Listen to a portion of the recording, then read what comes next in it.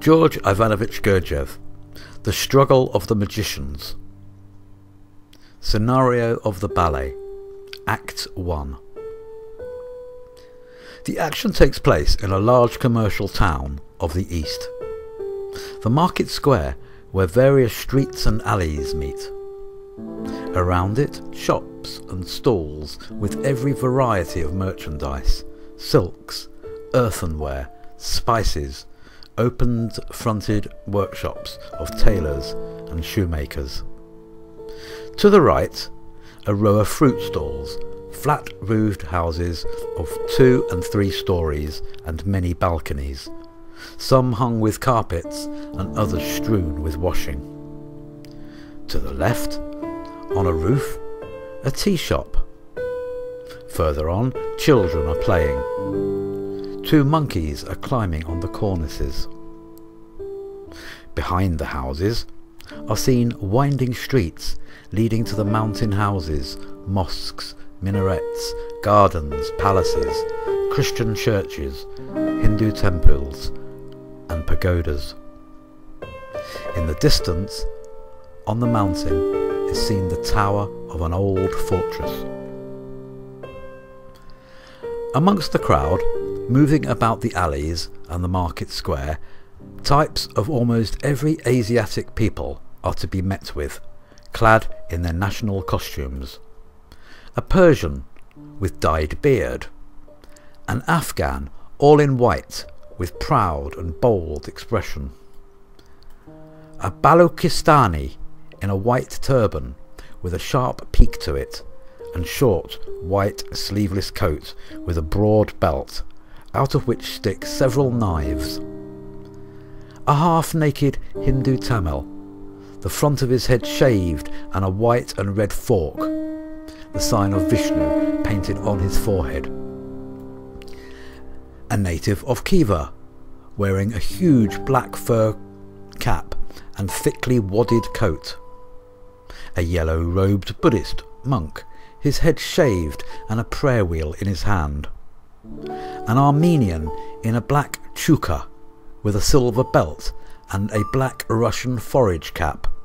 A Tibetan in a costume resembling the Chinese, bordered with valuable furs. Also, Bukharis, Arabs, Caucasians and Turkomans. The merchants cry their wares, inviting customers. Beggars with whining voices beg for alms. A sherbet vendor amuses the crowd with a witty song. A street barber, shaving the head of a venerable old Haji, recounts the news and the gossip of the town to a tailor who dines in the adjoining eating house. A funeral procession passes through one of the alleys. In front is a mullah, and behind him the corpse is borne on a bier covered with a pall, followed by the women mourners. In another alley, a fight is in progress, and all the boys run there to watch. On the right, a fakir with outstretched arms, his eyes fixed on one point, sits on an antelope skin. A rich and important merchant passes along, ignoring the crowd. His servants follow him, carrying baskets laden with purchases. Then appear some exhausted beggars, half naked and covered with dust, evidently just arrived from some famine area.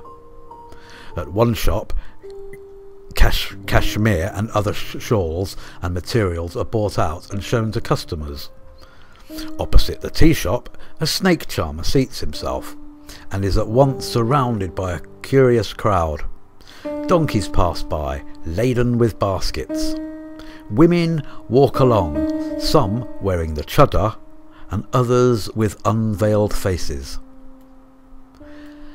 A humpbacked old woman stops near the fakir, and with a devout air puts money in the coconut alms bowl standing near him. She touches the skin on which he is seated and goes away, pressing her hands to her forehead and eyes. A wedding procession moves by. In front are gaily dressed children. Behind them buffoons, musicians and drum beaters. The town crier passes, shouting at the top of his voice. From an alley is heard the din of the coppersmith's hammers. Everywhere there is noise, sound, movement, laughter, scolding, prayers, bargaining. Life bubbling over. 2 men separate themselves from the crowd.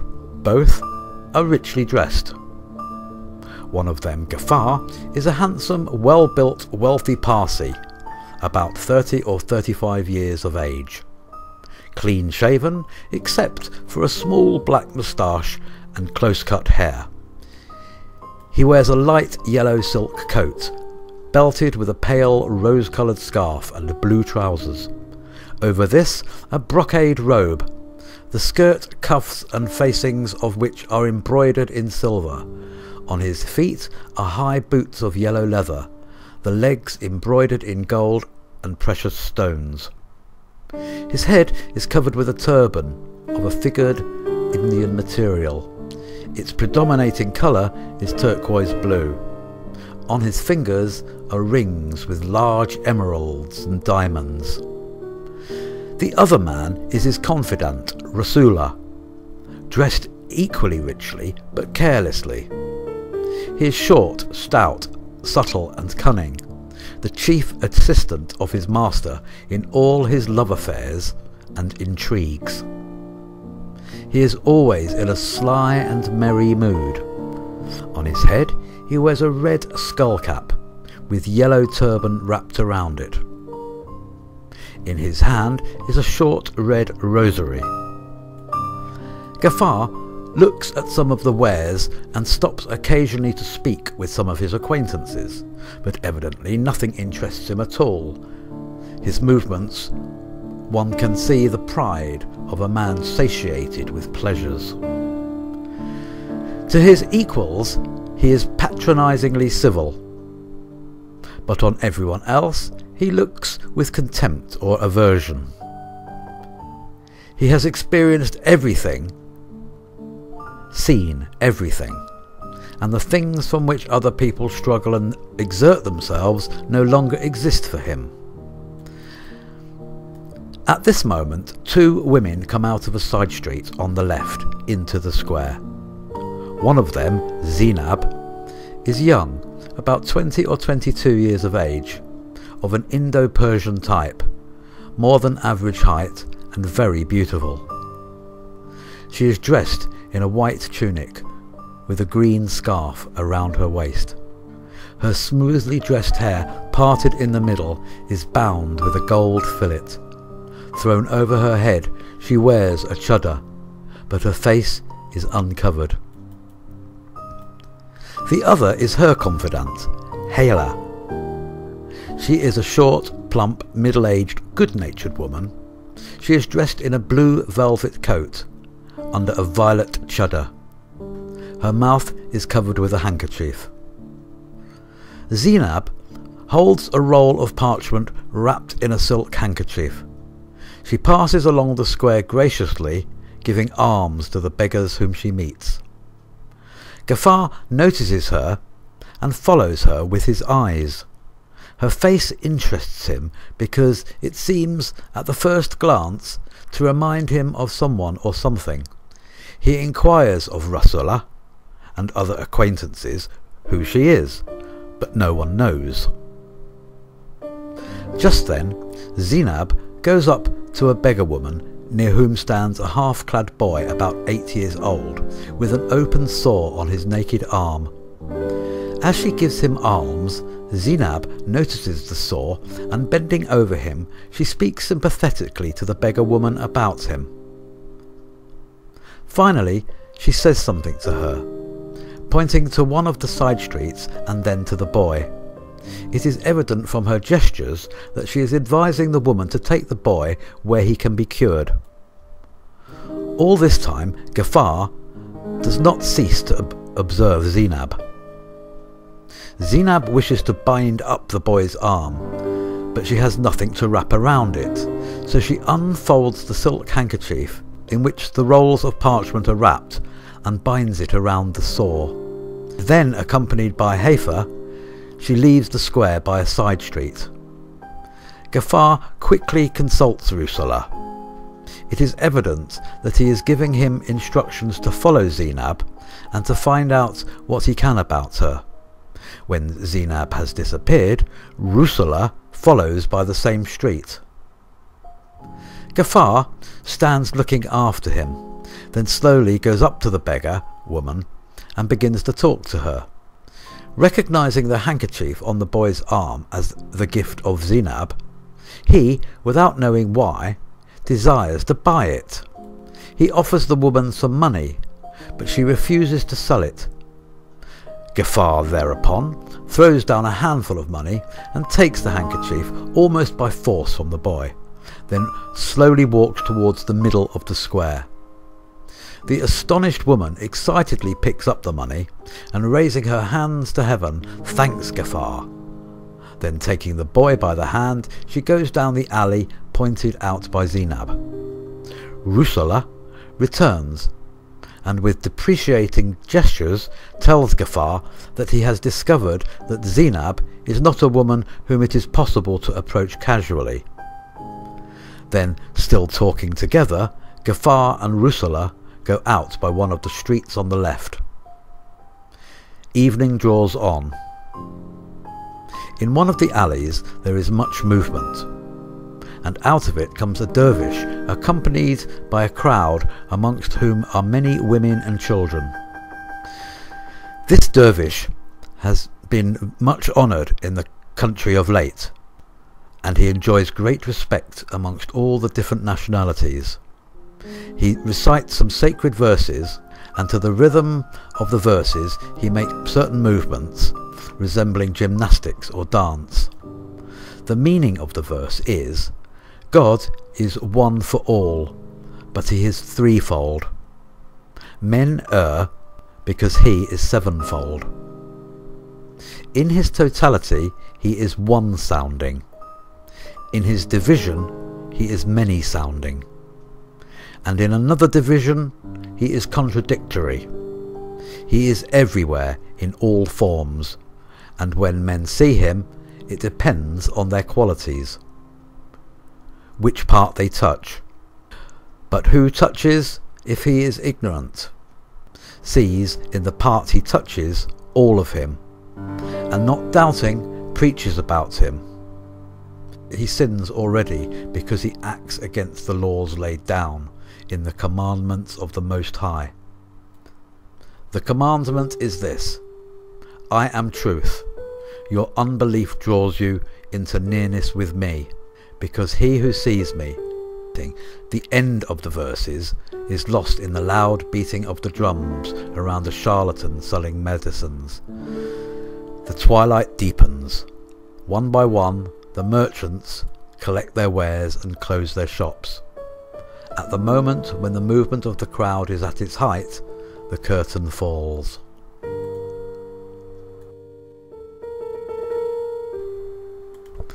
Act 2.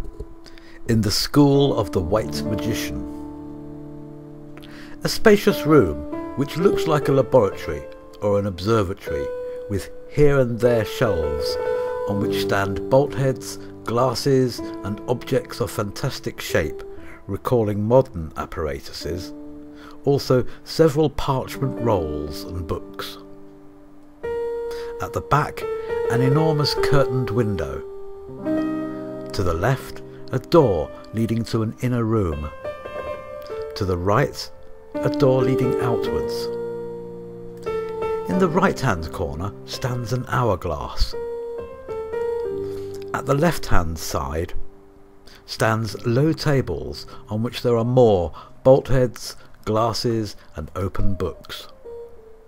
In front of the window stands a telescope of strange form, and on the left, on a small table, is an apparatus similar to a microscope. To the right stands a large throne-like chair with a high back on which is portrayed the symbol of the Enneagram. And at the left side is a small chair for the magician's assistant. When the curtain rises, there are several pupils, both men and women, already on the stage, and others are seen to enter from time to time. They are well built, nice looking young people with good and pleasing expressions on their faces. They are dressed in white tunics. Those of the girls are long, those of the men to the knee. On their feet are sandals. The girls have their hair smoothly and bound with gold fillets. The men wear silver ones. All have scarves around their waists. Those of the girls are yellow, orange and red. Those of the men are green, dark blue and light blue. They are all occupied.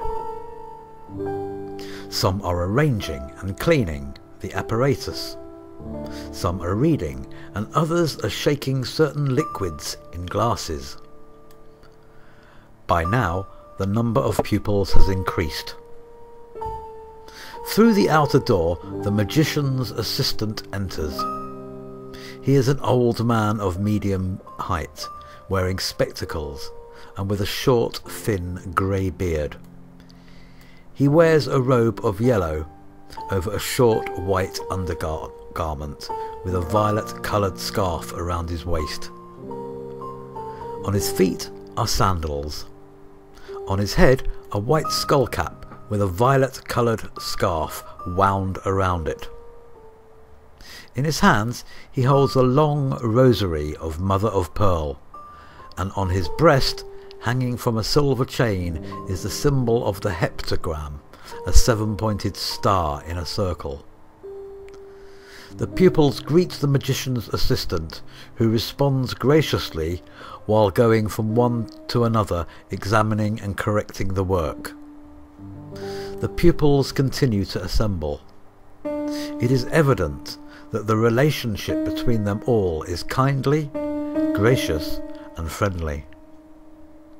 A servant enters through the inner door and says something, and from the movements of those present, it is obvious they await someone. The white magician enters. He is a tall, well-built old man with a benign and pleasant face and a long white beard.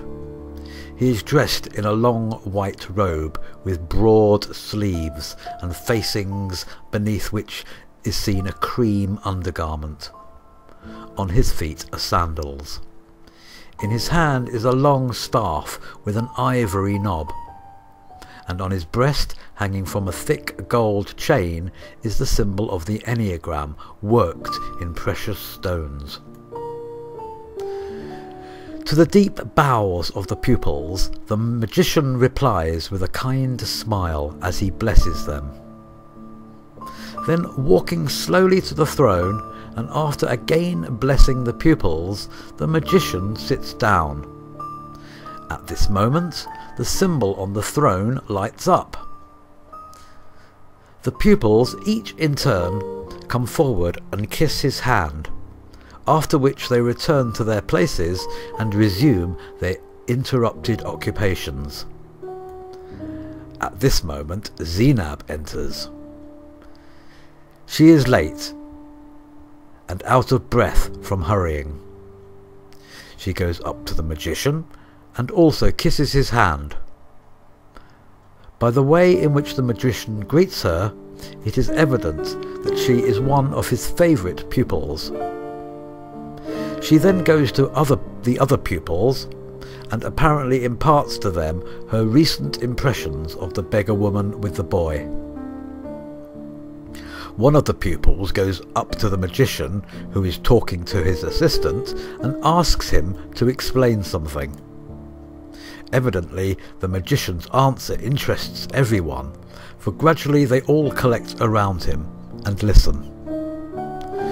Continuing the explanation, the magician rises. At this moment the symbol on the throne is extinguished, and going to the microscope he starts some demonstrations. The pupils in turn go up to the microscope and look through it. Afterwards, the magician goes to the window and draws back the curtain. The clear, starry night is seen. The magician directs the telescope towards the sky. The pupils in their turn go to the telescope and look through it, at the same time listening to the explanation of the magician.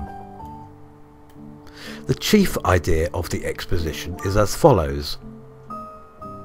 What is above is similar to what is below, and what is below is similar to what is above. Every unity is a cosmos. The laws which govern the megalocosmos also govern the macrocosmos, the deuterocosmos, the mesocosmos, the tritocosmos, and others, inclusively down to the microcosmos. Having studied one cosmos, you will know all the others. The nearest cosmos of all for our study is the tritocosmos, and for each one of us the nearest subject of study is oneself. Knowing oneself completely, one will know all, even God, since men are created in his likeness. Having said this, the magician slowly returns to his throne. The servant enters and approaches the magician, informs him that someone is asking leave to enter. Having received permission, the servant brings the beggar woman with the child. She throws himself at the feet of the magician and begs for help, pointing to the boy. Zeinab also goes up to the magician and intercedes for the boy. The magician, after looking at the wound, speaks to two of the pupils, who then go to the inner room and return, one carrying a cushion on which lies an ivory wand with a silver ball at one end, and the other carrying a handkerchief, a cup, and a jar containing some liquid. The magician takes the jar and pours the liquid into the cup, steeps the handkerchief in this, and lays it on the wound. Then, with great care, he takes the wand and, without touching the wound, passes the wand several times over the boy's arm. When the magician takes the handkerchief off, the sore is no longer there. The beggar woman, struck dumb with astonishment, falls on her knees and kisses the edge of the magician's robe. The magician strokes the boy's head caressingly and then dismisses them. The pupils disperse to their places and resume their occupations. The magician walks about the room, going to some of the pupils to examine their work and give suitable instruction. After some little time, he says something to all of the pupils and returns to his throne. Immediately, the pupils leave their work and place themselves in rows, and at the sign from the magician, they go through various movements resembling dances. The magician's assistant walks up and down and corrects their postures and movements. These sacred dances are considered to be one of the principal subjects of study in all esoteric schools of the East, both in ancient times and at the present day. The movements of which these dances consist have a double purpose. They express and contain a certain knowledge, and at the same time they serve as a method of attaining a harmonious state of being. Combinations of these movements express different sensations, produce varying degrees of concentration of thought, create necessary efforts in different function, and show the possible limits of individual force. During an interval, one of the pupils points to the hourglass, whereupon the magician tells them all to finish their previous occupations and prepare themselves for what is to follow. Meanwhile, he himself goes to the window and raises the curtain. It is early morning, and the sun is rising on the horizon. As the first rays appear, the white magician, with his assistant and his pupils behind him, fall on their knees. They pray. The curtain falls slowly. Act 3. In the House of Ghaffar. A room with an alcove in the right-hand corner, in which, behind carved columns, can be seen a fountain with a marble basin. To the left, a door leading to the inner apartments, and at the back, another door leading to the garden. The room is arranged in the Perso-Indian style. At the right, benches covered with rugs and cushions are placed in several tiers against the wall mindari. In the left-hand corner is a low divan near which there are several fretwork tables. On one stands a kalyan and other smoking appliances. On another, a sherbet set. On a third, a small gong, and on a fourth, a jug and a basin of exquisite and costly workmanship for washing the hands. Ghaffar is walking about the room. He is without a robe, but on his head is a skull cap adorned with precious stones. His every movement, his every glance shows that he is waiting impatiently. Occasionally he sits on the divan and becomes absorbed in thought. He feels that quite new things are happening to him. He, who has been so haughtily calm and indifferent, is now agitated and worried by trifles which before would not have even attracted his attention. Of late he has become irritable, suspicious and impatient. Just now he is waiting for Rusula, who is to bring him news concerning Zainab, the woman whom they met in the bazaar a month ago, and whom Rusula, in spite of all his skill and experience in such matters, has not yet succeeded in enticing into Ghaffar's harem. Yesterday Ghaffar ordered Rusula to arrange this at any cost, and what disturbs him so much now is the expectation of the result of Rusula's final efforts. But at the same time he feels that all this is simply ridiculous. Many times before he has been attracted by some woman, but while Rusula has been busying himself in the matter, either he forgot about the woman, or she ceased to interest him. But now, not only does he not forget, but every day he thinks more and more about Zainab. Rusula enters by the door at the back. He seems very distracted, and this is quite unnatural for him. He brings very discouraging news. He tells Ghaffar that all his efforts to fulfill his orders have failed, and even he does not know what more to attempt. They both reflect deeply. Every means of enticing Zainab has been tried. Everything has been done that can be done in such a case.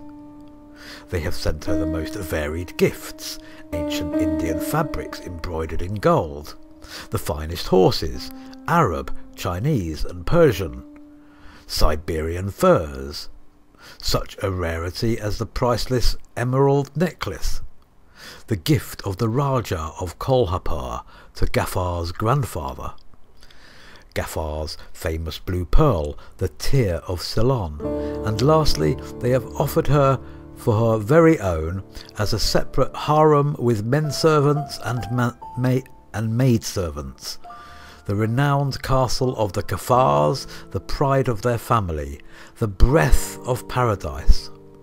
But all has been in vain. Zainab has refused everything and will listen to nothing.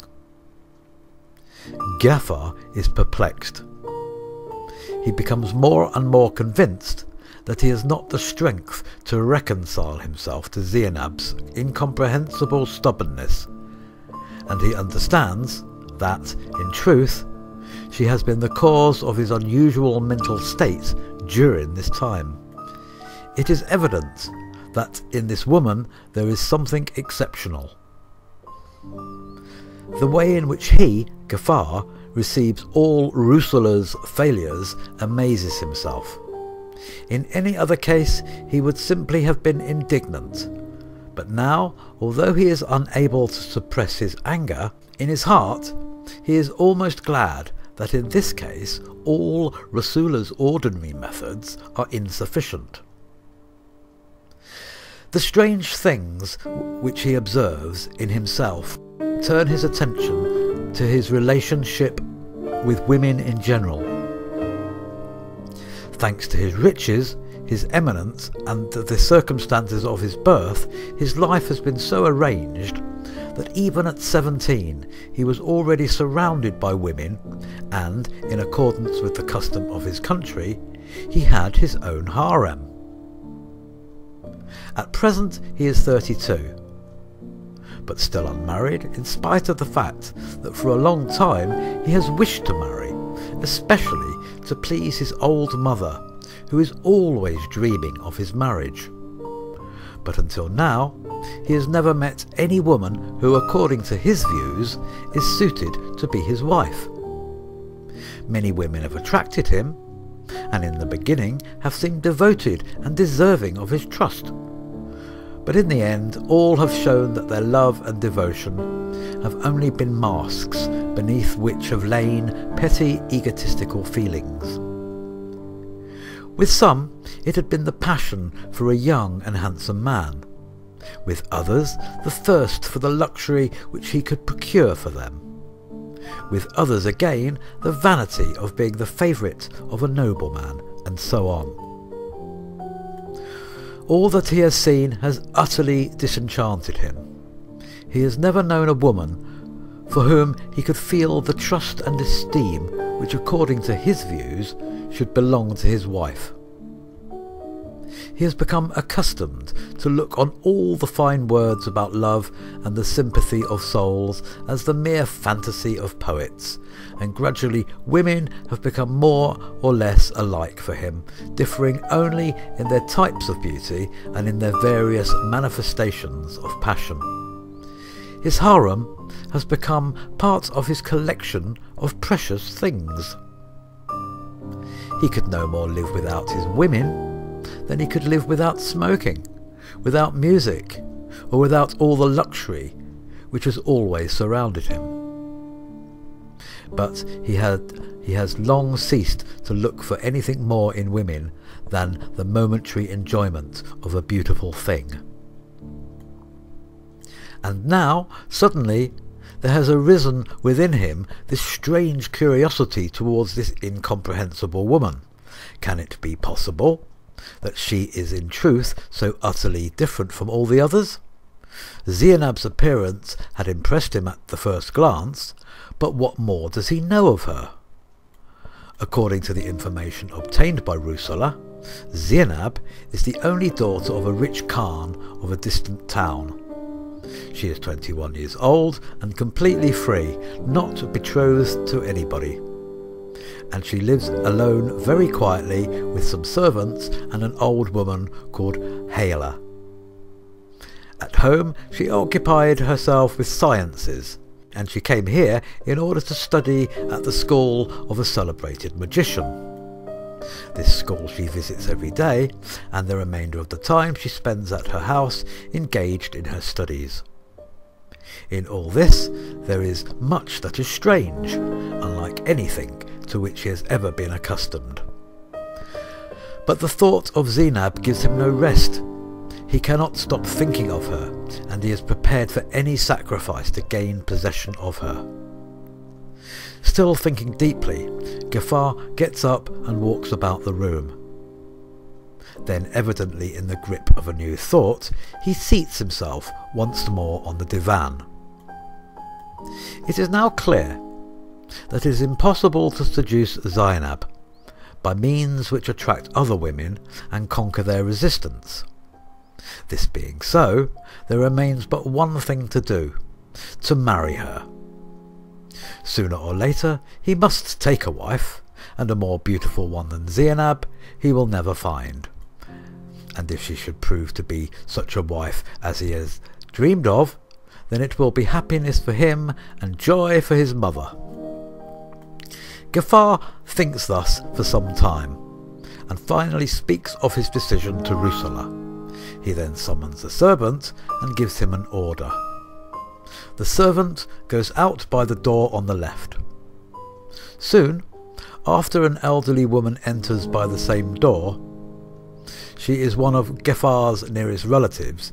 He explains his decision to her, and begs her to undertake the part of matchmaker. The old lady says she will carry out his commission with pleasure, and has no doubt of success. It is well known that all the famous beauties of the country would count it as happiness to become his wife. Knowing of his wealth and position, she goes back to the inner apartments and presently returns accompanied by 2 other women, all 3 veiled in chadors, then set out for Zienab's house. Ghaffar, with a thoughtful expression, still sits on the divan. Rusula walks about the room and from time to time turns to Ghaffar, suggesting various distractions, but Ghafar's thoughts are far away and nothing distracts him. He listens to Rusula in an absent-minded way, and finally, only to get rid of him, agrees to one of his suggestions.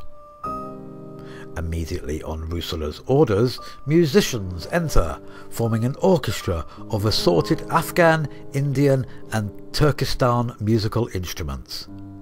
These instruments are a zitara, a kind of balalaika with a long-fingered board with 7 strings played on with a bow; an al-dutar, a kind of balalaika with 2 strings played with the fingers; a rabab, with 3 gut strings and 3 copper strings, played on with a small wooden pick; an atar, a kind of mandolin with a long-fingered board and 7 strings; an asaz, also a kind of mandolin with 3 silk and 3 gut strings, played as a mandolin; a kaloop, a kind of zitara, with many strings of steel and copper, played on with a bone pick worn on the thumb; a zurna, a kind of pipe; a gijab, a kind of violin;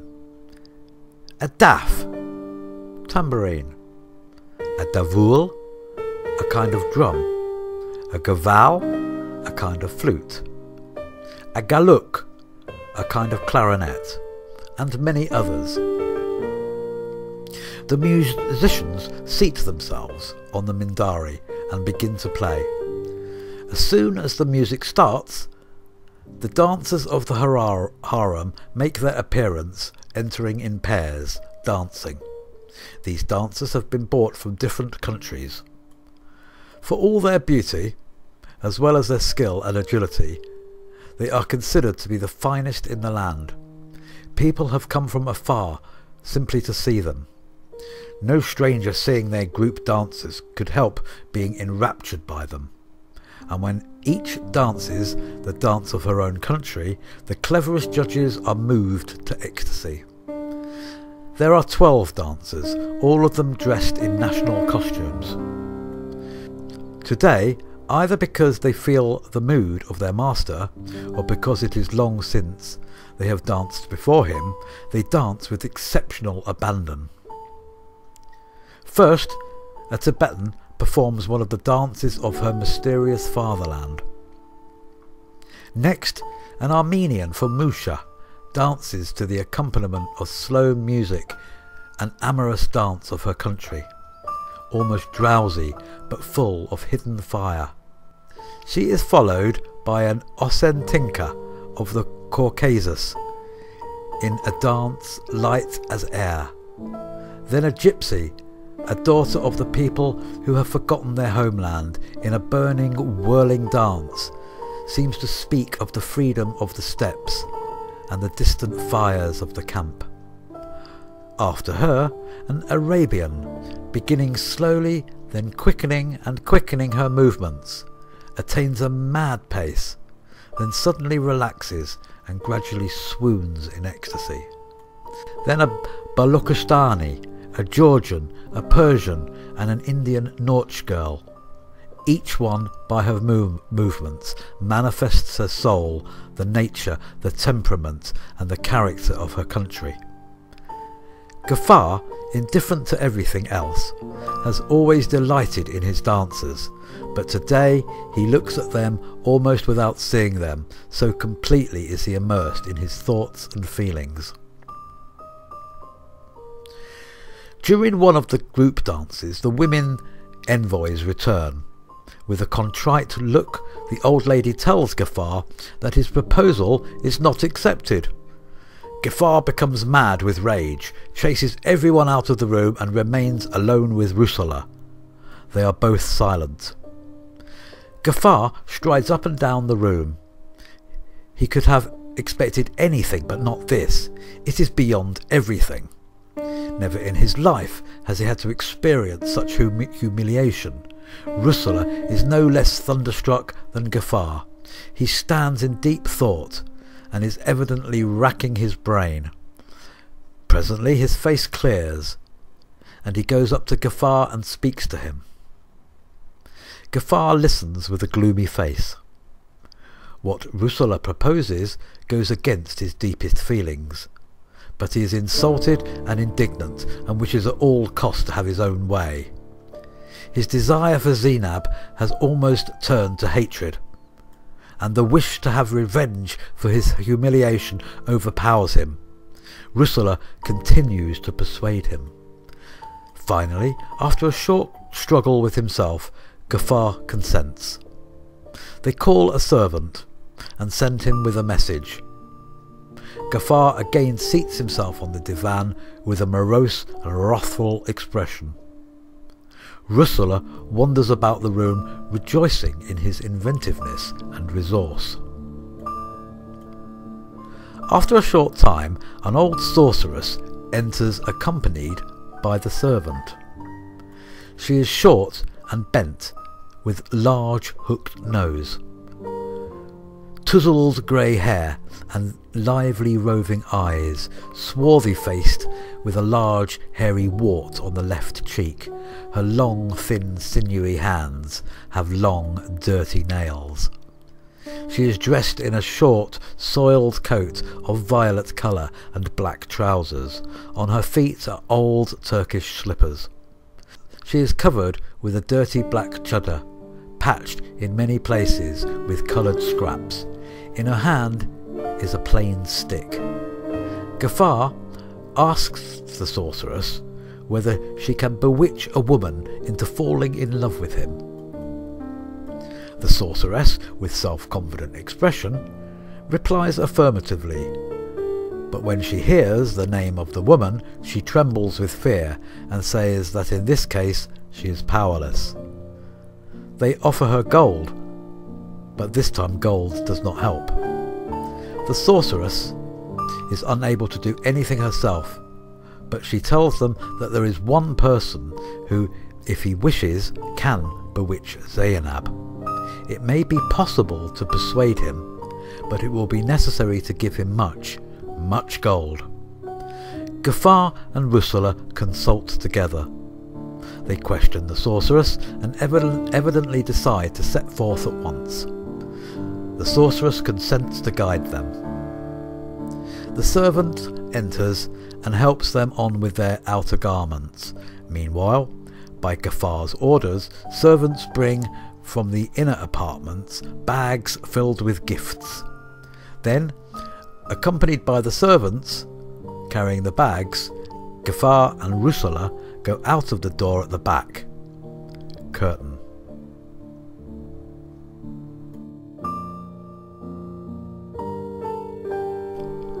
Act 4. The School of the Black Magician. a large cave. The back wall has a projection in the middle. To the right is an ascent to the entrance.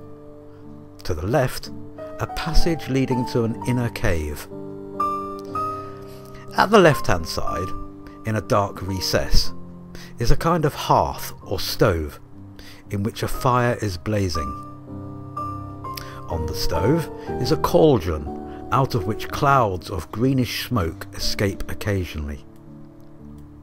In front of the stove sits a shaggy, half-naked creature who stirs the fire with a three-pronged fork of strange shape, and now and then throws wood into the stove.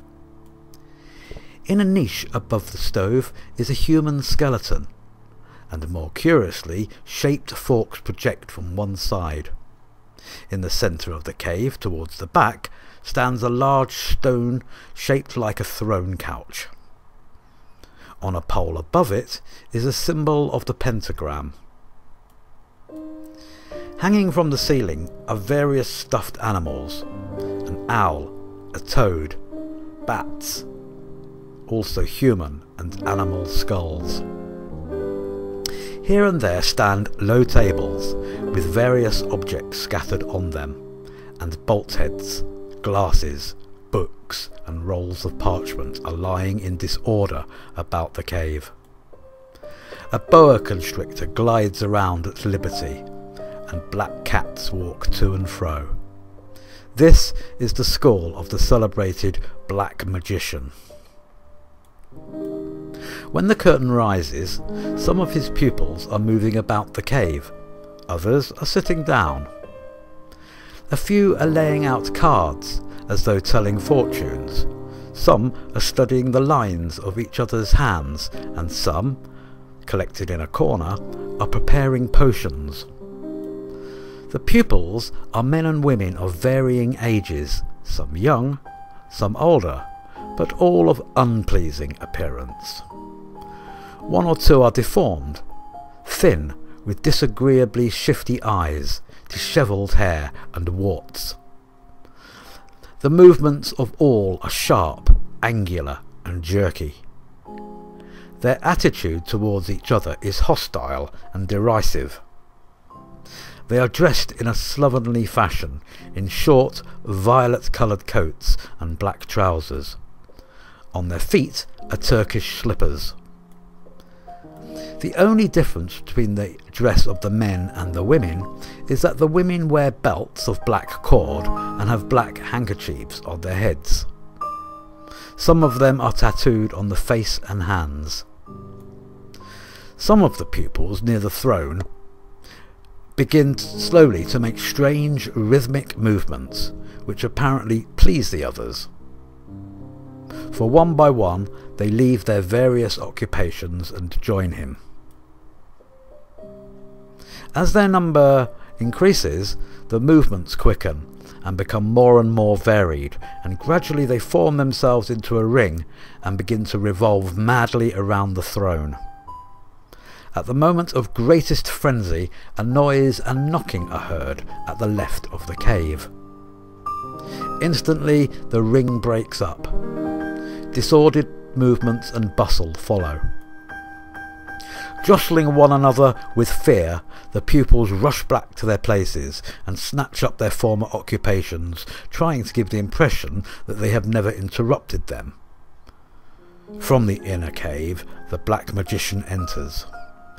He is a man of medium height, lean, with a short half-grey beard, black eyes and long eyelashes, and thick, unkempt hair. His movements are jerky, with a characteristic manner of his own. His glance is contemptuously piercing. He is dressed in a short black silk coat, beneath which is seen a glowing crimson undergarment, a little longer than the coat. On his feet are Turkish slippers. On his head a black skull cap. In his hand is a long whip, and on his breast, hanging from the black silk cord, is a golden pentacle. At the magician's entrance, all fall on their faces. he goes to the throne without looking at anyone. On the way, he even steps on one of the pupils. He seats himself. The symbol above the throne lights up at this moment. He throws open his coat, baring his breast and his belly. The pupils in turn go up and kiss him on the belly. With a kick, he knocks one of them over. The others, with cowardly malevolence, mock at the fallen one. When the ceremony of kissing the belly is ended, the pupils, at the magician's order, place themselves in rows to right and left of him, and at a sign from him they begin to perform various movements. During one of the intervals, the old sorceress comes in through the outer entrance with a candle in her hand. She goes slowly and fearfully up to the black magician, kisses him on the belly, and says something to him in a cringing manner, pointing towards the entrance. After a moment of reflection, the magician nods his head in consent. The old woman goes out backwards and returns with Gaffar, Russula, and the two servants carrying the sacks of gifts. The servants come in trembling with fear and looking about them with astonishment and horror. When they reach the centre of the cave, they throw down the sacks and rush headlong away. Russula and even Gaffar feel almost as much fear as the servants. Gaffar goes up to the magician and tells him what he wishes. The magician listens, but when Gaffar mentions the name Zianab, he absolutely refuses to do anything whatever, knowing, like the sorceress, that Zianab is a pupil of the white magician. Gaffar persists. Pointing to the sacks, he pulls out his purse, draws a ring from his finger, takes off precious jewels and throws all before the magician. At the sight of the gold and jewels, the magician hesitates and finally consents to cast a spell if Gaffar can obtain something that has recently been in contact with Zianab's person. Gaffar reflects, then suddenly remembers the silk handkerchief which he bought from the beggar woman, and drawing it out, he gives it to the magician. The magician points to the corner of the cave and bids him wait. Then in a powerful voice, he gives some orders to the pupils. Some of them move a table into the centre of the cave and cover it with a black cloth bordered with the signs of the zodiac and Kabbalistic symbols worked in red. Others go into the inner cave and bring out various objects, including an ebony wand with a gold ball at the top and a lump of soft clay which they place on the table. Next to the clay they place, opened, a thick book with strange hieroglyphs and the symbol of the hexagram and an urn out of which projects a human thigh bone. The magician takes off his garment, receives some unguent from one of the pupils, smears it over his body, resumes his garment, and over his usual dress puts on a robe with very wide sleeves.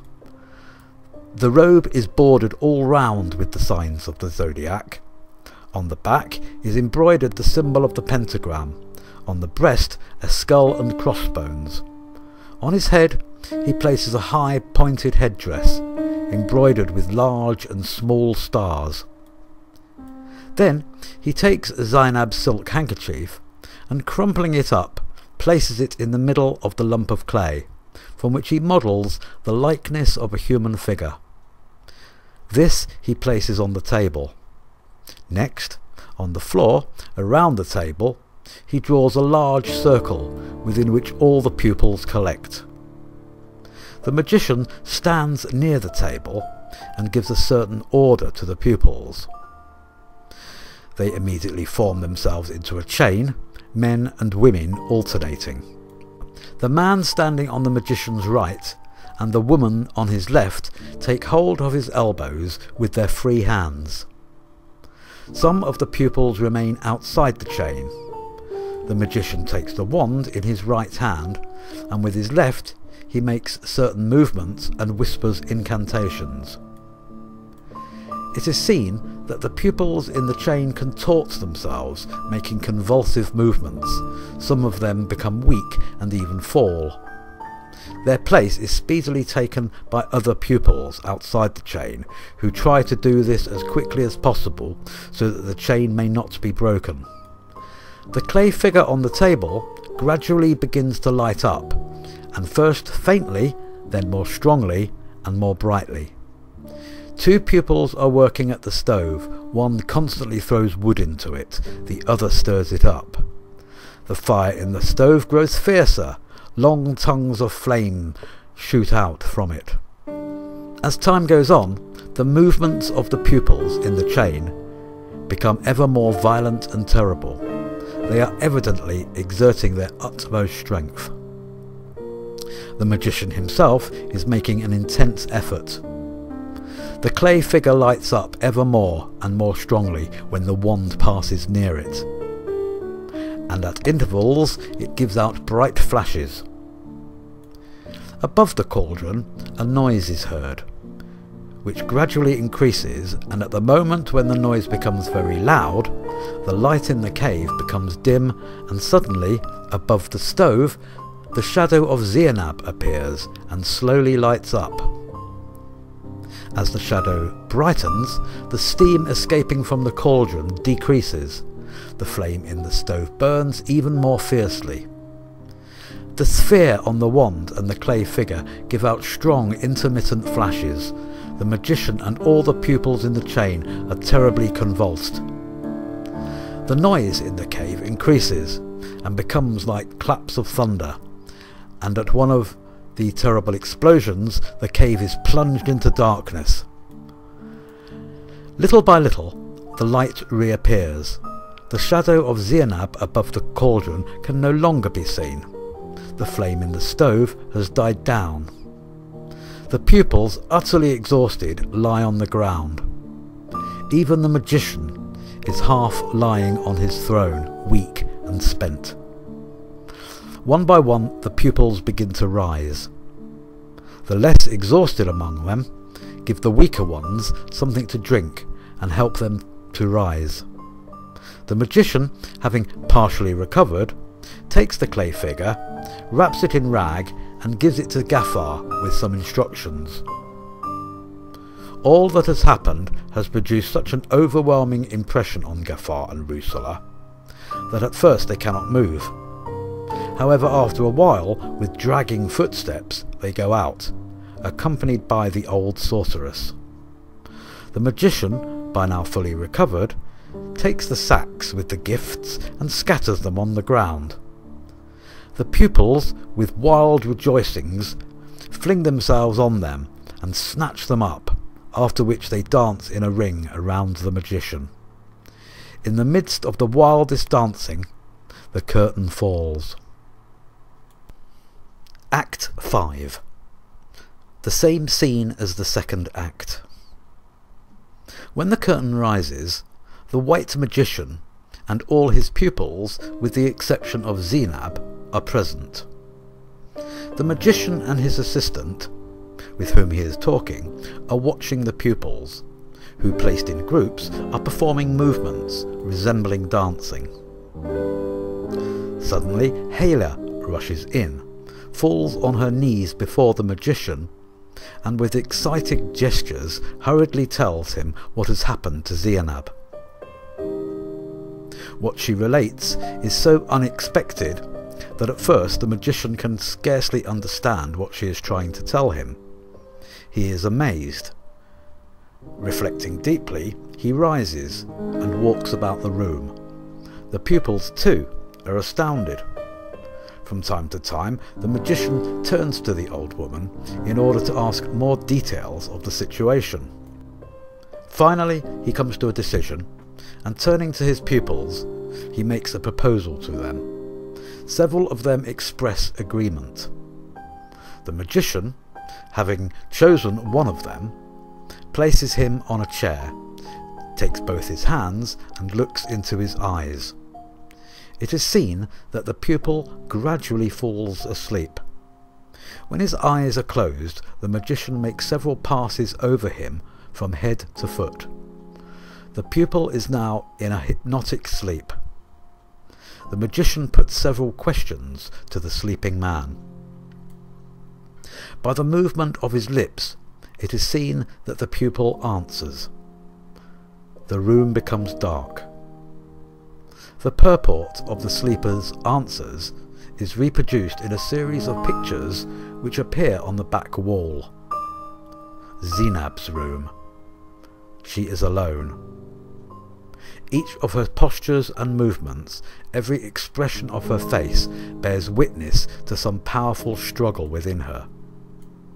Sometimes she springs up and walks nervously about the room. At one moment she appears to conquer what torments her. At the next, overcome by something stronger than her reason, she falls helpless on the divan. She is suffering terribly. This is evident from her gestures, which are full of grief and despair. At times it seems as though she were defending herself against something. Her mind is stubbornly resisting a strange feeling or desire which has entered into her.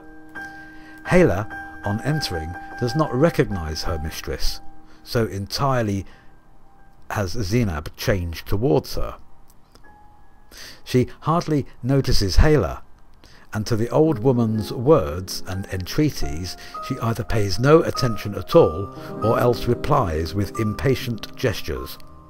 The old woman goes out with a crestfallen expression. Zeinab's torture has no end. The struggle within her increases and increases.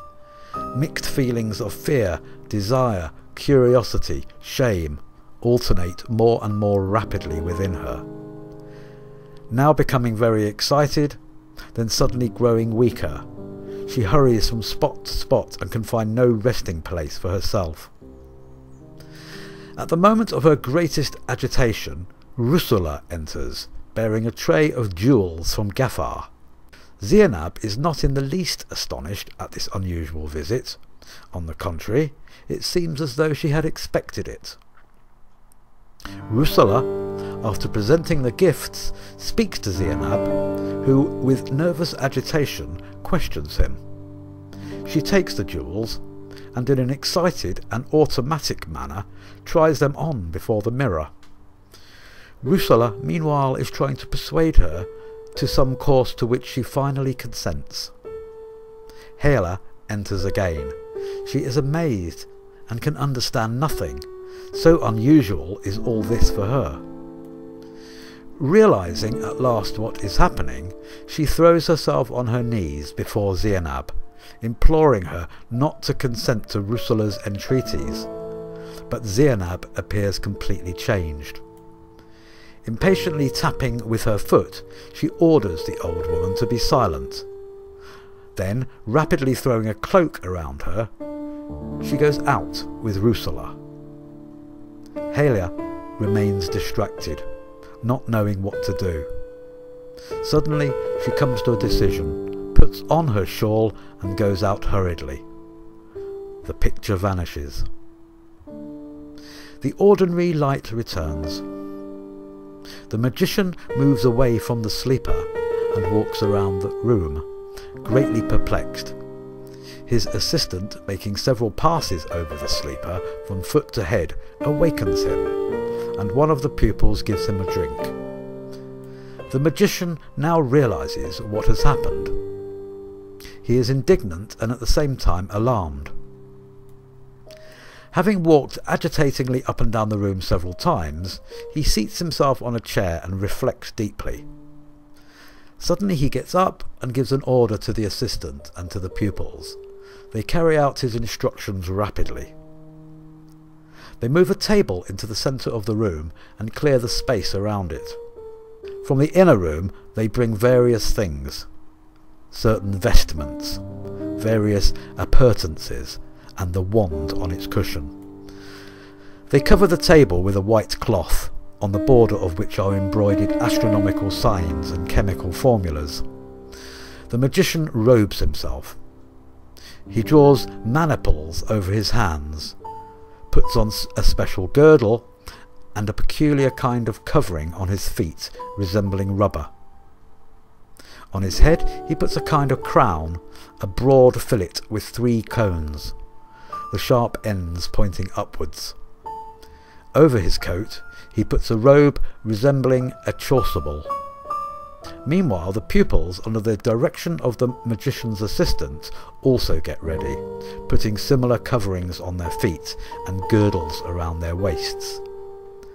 They wash their hands, shaking them downwards a few times, and then get some kind of drink. The magician is now ready. He takes a vessel, like a large bowl, and places it in front of him. Another vessel, of similar shape, but smaller, he puts at the opposite end of the table. The 2 vessels are connected by a copper bar. The pupils hand him a liquid, which he pours into the vessel. Around the first vessel stand 9 candles. 6 are alight and 3 are unlighted. Having taken the wand in his left hand, the magician makes certain movements with his right hand and pronounces some unknown words. At the same time, 4 of the pupils, 2 men on the right and 2 girls on the left, make passes over the smaller vessel. It is noticeable how soon they become exhausted doing this. Immediately they are replaced by other pairs. Gradually the larger vessel begins to emit light from within. At the moment when this light first appears, the 3 unlighted candles light up. Every time the magician brings the wand near to the vessel, a spark appears, and as time goes on, the spark grows stronger and stronger. The candles and the symbol above the throne burn more brightly. The ceremony continues. The movements of the magician become more and more energetic and intense. The noise within the vessel increases, and at the moment of greatest uproar there is a terrible crackling within the vessel, and a fearful explosion takes place. Immediately there is a complete darkness, after which by degrees a half-light returns, and on the back wall a picture appears, showing a portion of the cave of the black magician, who, seated on his throne, contorts himself, making convulsive movements. The white magician continues his manipulations. Again there is a terrific explosion, followed by an echo from behind the scenes, and accompanied by shrill whistling sounds and great uproar. The black magician falls in convulsions from his throne. There is again a moment of complete darkness and oppressive silence, after which the light returns and the picture of the cave disappears. The white magician is greatly exhausted. The pupils who assisted him are no less spent than he, but the work continues. Quickly they take away the vessels and candles from the table. They remove the table, and in its place they put an armchair, in which the magician seats himself. Around him stand the pupils. The magician, holding the wand in his hand, closes his eyes and whispers some words with concentration. Gradually the light grows dim again. Another picture appears. It shows a part of Gaffar's room. He is half lying on the divan, and with an expression of joy and self-satisfaction looks towards the inner room. Apparently he expects someone. Zainab enters with a woman, who, bowing low before Gaffar, motions with her hand towards Zainab and immediately goes out backwards. Gaffar rises, takes Zainab by the hand, and is about to seat her on the divan, when at once, with a sudden start, they both become rooted to the spot, in exactly those postures in which they were standing. After a short pause, they turn, like automata, and go out of the room. The streets and alleys through which they pass, like sleeping people, flash by. The picture vanishes. the former light returns, and at this moment Ghaffar and Zainab enter. Both are in a somnambulistic state. At their appearance, the magician, with a sigh of relief, gets up and begins to disrobe. The assistant with some of the pupils place Ghaffar and also Zainab on chairs and awaken Zainab. Zainab, on coming to herself, asks those around her what is the matter. They explain what has happened, pointing to the sleeping Ghaffar. She suddenly remembers, bursts into sobs, and with gestures of penitence throws herself at the feet of the magician. He, having finished his disrobing, bends down to her and, stroking her hair, raises her from the ground. Then he goes to Ghaffar, who has already come to himself. Ghaffar is at first dumbfounded, but learning what has happened, he grows excited and almost threatens the magician. The latter, with a calm smile, answers him. Ghaffar listens and gradually becomes more composed. The magician continues to talk, accompanying his words and gestures and pointing to the back of the room, where once more a picture appears. A street with a crowd of people is seen. There are women, children and old people. From a side street comes Ghaffar. He is old, bent and feeble. He is followed by some bright being. In spite of his age, Ghaffar is evidently very happy and cheerful. In the crowd, he is greeted by everyone. Women and men bow low to him, and children bring him flowers. All is joy, happiness, and blessing. The magician goes on speaking. The picture changes. The same street with a crowd of people. Again Ghaffar appears, but this time he is accompanied by a terrible being of dark red hue. Ghaffar is an old man with an evil and dissatisfied face. Those who meet him turn aside with aversion and spit in his footsteps. The boys throw stones at him. Their disgust is plain, and it is obvious that everyone is revolted by the sight of him. The picture vanishes. The magician continues to speak. Ghaffar is evidently perturbed and overwhelmed by some inner struggle. The chief point of what the magician has said is this: as you sow, so you shall reap. The deeds of the present determine the future. All that is good and all that is bad, both are results of the past. It is the duty of every man in every moment of the present to prepare the future, improving on the past. Such is the law of fate, and may the source of all laws be blessed. At this moment the light again becomes dim. Some movement is seen. When the light returns, the assistant is standing on the magician's right and Zainab on his left. She is kissing the hand of the magician. Ghaffar is at his feet in an attitude of reverence. Around the throne and about the room, the pupils stand in various attitudes. The magician raises his right hand aloft. He looks upwards and whispers these words as if in prayer.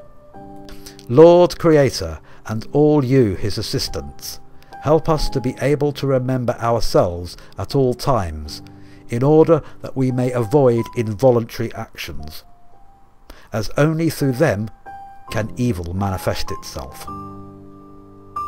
All sing.